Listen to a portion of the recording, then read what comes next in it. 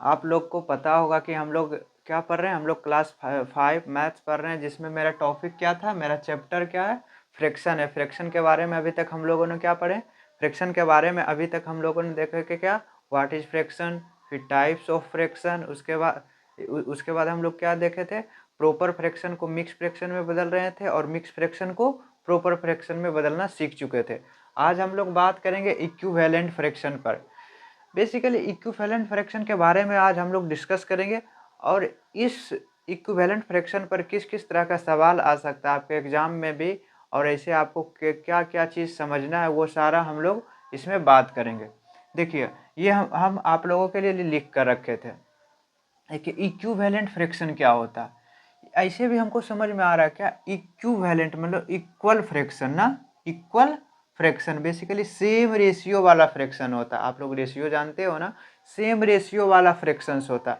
जिसे देखिए, पहले इसका हम लोग ये डेफिनेशन देख लेते हैं, किसको हम लोग इक्विवेलेंट फ्रैक्शन बोलते हैं, उस पर हम लोग उसके बाद एग्जाम्पल करेंगे। देखिए, N equivalent fraction of a given fraction, कोई भी एक फ्रैक्शन गिवन है, लेट से मान लेते हैं कोई एक गिवन फ्रैक्शन है 2/3, ठीक। इसका हमको इक्विवेलेंट निकालना है, तो हम लोग कैसे करेंगे इसका, क्या इसका इस फ्रैक्शन 2/3 का इक्विवेलेंट कैसे निकालेंगे। देखिए कैसे निकालेंगे, an equivalent fraction of a given fraction can be obtained by multiplying और dividing its numerator and denominator by the same number.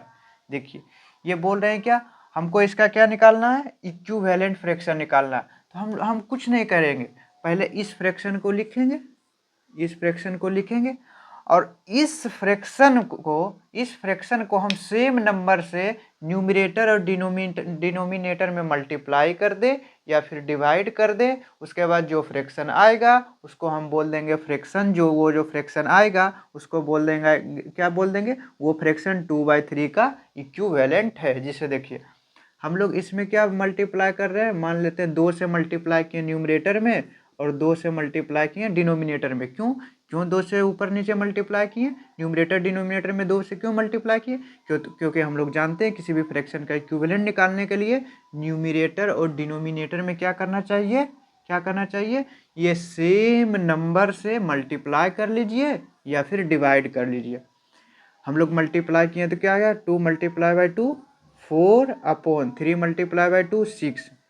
अब हम लोग बोल सकते हैं क्या, 4/6 fraction 4/6 is equivalent to fraction 2/3, हम इसे बोल सकते हैं। और इसका इसका एक और इसका बहुत सारा इक्विवेलेंट फ्रैक्शन निकाल सकते हैं। क्यों बहुत सारा इक्विवेलेंट फ्रैक्शन निकाल सकते हैं, क्योंकि हम लोग बहुत सारा नंबर से क्या कर सकते हैं, मल्टीप्लाई कर सकते हैं। इसलिए बहुत सारा इक्विवेलेंट फ्रैक्शन का, बहुत सारा का मतलब इनफाइनाइट इक्विवेलेंट फ्रैक्शन हम लोग निकाल सकते हैं। जिससे देखिए, 2/3 का एक दूसरा इक्विवेलेंट फ्रैक्शन बताइए, तो आप क्या बोलिएगा, 2/3 लिखेंगे, 2/3 लिखेंगे और हमको सेम नंबर से मल्टीप्लाई करना है। तो सेम नंबर मान लेते हैं, अब की बार 3 से मल्टीप्लाई किए, तो ऊपर 3 से मल्टीप्लाई तो नीचे भी 3 से मल्टीप्लाई, तो क्या हो जाएगा, 2 3 जा 6 और 3 3 जा 9। तो हम लोग लिख लेंगे क्या, 2/3 का इक्विवेलेंट फ्रैक्शन कौन कौन सा है, 4/6 है, 6/9 है, और बहुत सारे इक्विवेलेंट फ्रैक्शन होंगे। 3 के जगह पे 4 से मल्टीप्लाई कर लेंगे, फिर 5 से मल्टीप्लाई कर लेंगे, फिर 6 के से मल्टीप्लाई, 7 से मल्टीप्लाई, 8 से मल्टीप्लाई, 10 से मल्टीप्लाई, 100 से मल्टीप्लाई। जितना जितना बार हम मल्टीप्लाई करते जाएंगे वो उतना 2/3 का इक्विवेलेंट फ्रैक्शन मेरा आएगा। इसे एक सवाल लिखते हैं, देखिए, राइट 5 फ्रैक्शन, लिखते हैं, क्या लिखेंगे, राइट 5 फ्रैक्शन इक्विवेलेंट टू 7/3। मान लेते हैं एक फ्रैक्शन ये दिया हुआ है, ये मेरा एक कोई सवाल, इस तरह के सवाल आपको देखने के लिए मिल सकता है। तो आप कैसे कीजिएगा बताइए, तो कितना निकालना है, 5 फ्रैक्शन निकालना जो इक्विवेलेंट है किसके, 7/3 से। तो 7/3 लिखेंगे, 7/3 लिखेंगे, और 5 निकालना है ना, तो देखिए 7/3 लिखेंगे, 2 से मल्टीप्लाई कर लेंगे, एक तो ये आ गया, फिर दूसरा 7/3 लिखेंगे और 2 से मल्टीप्लाई किए, अब की बार 3 से मल्टीप्लाई कर लेंगे, उसके बाद 7/3 लिखेंगे, और अब की बार 4 से मल्टीप्लाई, फिर 5 से मल्टीप्लाई, फिर 6 से मल्टीप्लाई, यही ना, नीचे क्या है 3 है, डिनोमिनेटर में 3 है। ये सब क्या है, इक्विवेलेंट फ्रैक्शन है। तो 7/3 का इक्विवेलेंट फ्रैक्शन कौन कौन सा है, 7 × 2 14/6, 21/9, समझ रहे हैं ना। 7 × 4 28 अपॉन 3 × 4 12, 7 × 5 35 और 3 × 5 15, 7 × 6 42, 3 × 6 18। ये सारा क्या है, 2/3 का इक्विवेलेंट फ्रैक्शन। देखिए 1 2 3 4 5 बोला था निकालने के लिए, 5 राइट करने के लिए कितना बोला था, 5 इक्विवेलेंट फ्रैक्शन। तो 1 2 3 4 5 हम लोग इक्विवेलेंट फ्रैक्शन लिख लिए। आप इक्वल का साइन दे दीजिए, नहीं तो कोमा भी आप लगा सकते हैं, कोई दिक्कत नहीं है। देखिए इक्विवेलेंट फ्रैक्शन क्या होता है, अब हम लोग समझते हैं। पहले हम लोग समझ गए इक्विवेलेंट, कोई बोलेगा इक्विवेलेंट फ्रैक्शन क्या है, अब बता दीजिएगा। कोई बोलेगा इक्विवेलेंट फ्रैक्शन आपको आप लिखना है 5 6 7 1 2, जितना भी बोलेगा वो आप लिख लीजिएगा। अब हम लोग समझते हैं क्या इक्विवेलेंट फ्रैक्शन ही क्यों हम लोग बोलते हैं। जिसे देखिए 14/6 है ना, 14/6, आप इसको क्या कीजिए, सिंप्लीफाई कीजिए। हम लोग अगला टॉपिक हम लोग पढ़ेंगे लोएस्ट टर्म या सिंपलेस्ट फॉर्म, तो वहाँ पर भी हम लोग सिंप्लीफाई करना सीखेंगे। ऐसे आप लोग जानते हैं क्या 14/6 को क्या करना है, सिंप्लीफाई करना है। तो क्या करेंगे, सिंप्लीफाई करने के लिए ऊपर नीचे जिस नंबर से कैंसिल होता है, डिवाइड होता है, उस नंबर से हम लोग डिवाइड करेंगे। जैसे ऊपर भी 2 से डिवाइड हो रहा है कितना टाइम्स में, 7 टाइम्स में, नीचे भी 2 से डिवाइड हो रहा है कितना टाइम्स में, 3 टाइम्स, 2 3 6 होता है ना। तो क्या आ गया, इसको सिंप्लीफाई किए तो 7/3। देखिए दोनों फ्रैक्शन क्या आ गया, सेम ही आ गया ना, दोनों फ्रैक्शन सेम आ गया, इसलिए हम लोग इसको बोल देते हैं इक्विवेलेंट फ्रैक्शन। अब हम लोग इस पर कुछ सवाल करते हैं। देखिए एक दो तरह का क्वेश्चंस करवा रहे हैं, एक एक क्वेश्चन हर एक टाइप का करवा रहे हैं, आप लोग कर लीजिएगा। जैसे देखिए 2/7 है, यहाँ मान लीजिए ऊपर 8 है, नीचे क्या आएगा आपको बताना है। एक क्वेश्चन और करवा देते हैं इस तरह का, मान लेते हैं क्या 4/11 है, और नीचे दिया हुआ है 33, तो ऊपर क्या आएगा बताइए, ये बॉक्स में क्या भराएगा आप बताइए। तो पहले हम लोग क्या देखेंगे, यह क्वेश्चन किस तरह का क्वेश्चन है। तो हम लोग क्या देखें, यहाँ ये फ्रैक्शन दिया हुआ है, और उसके इक्वल दिया हुआ है ना, इक्वल दिया हुआ है, तो इसका मतलब इक्विवेलेंट फ्रैक्शन का ये क्वेश्चन है। तो हम लोग कैसे करेंगे, देखिए 2 है ना, 2 है, इधर 8 है, तो सब बड़ा क्या है, बड़ा 8 है, छोटा क्या है 2 है। तो 2 से 8 जाने के लिए क्या करना पड़ेगा, 2 में कितना मल्टीप्लाई करें कि 8 हो जाए। तो आप बोलिएगा 2 4 जा 8 होता है, या फिर ऐसे नहीं समझते हैं तो ऊपर में देखते हैं कौन बड़ा है, 8 बड़ा है। कौन बड़ा है, 8 बड़ा है, तो 8 में 2 से भागा देंगे, तो 2 4 जा 8, क्या आ गया, कितना टाइम्स में कैंसिल हुआ, 4। तो हम लोग 2 × 4 क्या होता है, 8 होता है। तो इसका मतलब 8 कैसे आया, देखिए ना, समझिए, देखिए 8 कैसे आया, ऊपर में 4 से मल्टीप्लाई करके ना।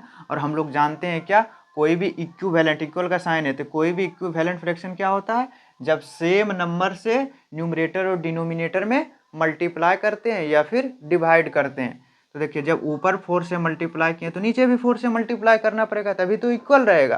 तो 7 4 जा क्या होगा, 28, तो यहाँ क्या आ जाएगा 28।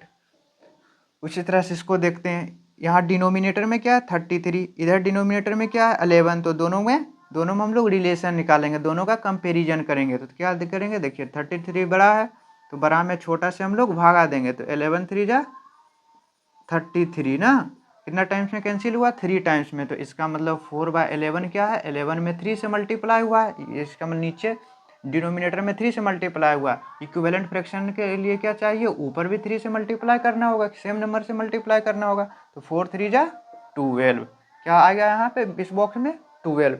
ऐसे आप लोग सोचिए, या फिर हम लोग डायरेक्ट सोच सकते हैं, जब बड़ा की ओर जिधर बड़ा रहता है ना वो मल्टीप्लाई करके आता है। जैसे 2 4 जा 8, तो 7 4 जा 28, 11 3 जा 33, तो 4 3 जा 12। ऐसे हम लोग करते हैं। एक हम लोग डिवाइड वाला भी देखते हैं।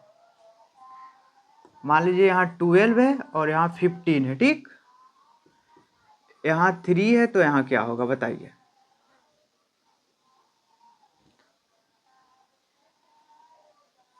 यहाँ 3 है तो क्या होगा, नीचे क्या होगा बताइए।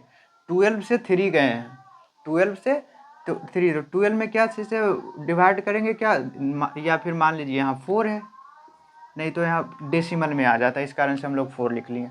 देखिए 12 से 4 गया है ना, तो क्या चीज़ से डिवाइड हुआ है 12 में, आप बताइए तो। 12 में डिवाइड किए हैं क्या चीज़ से, 3 से ना, तो 3 से डिवाइड किए तो 4 टाइम्स में कैंसिल हुआ। इसका मतलब जब ऊपर 3 से डिवाइड किए तो नीचे भी 3 से डिवाइड करना होगा।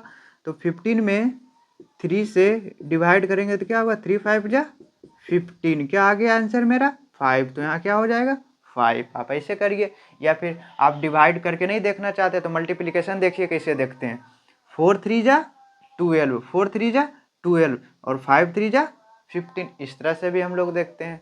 हम लोग देख लिए ये दूसरा टाइप का क्वेश्चन। पहला टाइप का क्वेश्चन क्या देखें, पहला देखें क्या कि हमको कोई बोलेगा 3 4 5 जितना इक्विवेलेंट फ्रैक्शन निकालने के लिए बोलेगा उतना इक्विवेलेंट फ्रैक्शन निकाल लेंगे। और दूसरा टाइप का हम लोग क्या देखें, दूसरा हम लोग बॉक्स वाला था ना, fill in the blanks, box भरना था क्या चीज़ से, इक्विवेलेंट फ्रैक्शन से। क्यों, हमको कैसे पता लगता था कि इक्विवेलेंट फ्रैक्शन पर क्वेश्चन है, हमको पता लगा ये इक्वल का साइन देखकर। जहाँ इक्वल का साइन हो गया और फ्रैक्शन दे दिया तो मेरे माइंड में दो चीज़ें आएगी। ये पहला चीज़ आएगी क्या, ये इक्विवेलेंट फ्रैक्शन पर क्वेश्चन है। दूसरा चीज़ क्या आएगी कि ये जो दूसरा साइड जो आया है जिसे यहाँ ऊपर एड, दोनों में क्या करेंगे, कंपैरिजन करेंगे। ये कैसे आया है, ये मल्टीप्लाई करके आया होगा या फिर डिवाइड करके आया होगा किसी भी नंबर से, इतना हमको याद रखना है। एक तरह का क्वेश्चन और हम लोग करते हैं। देखिए एक तरह का क्वेश्चन और कर लेते हैं। Find N equivalent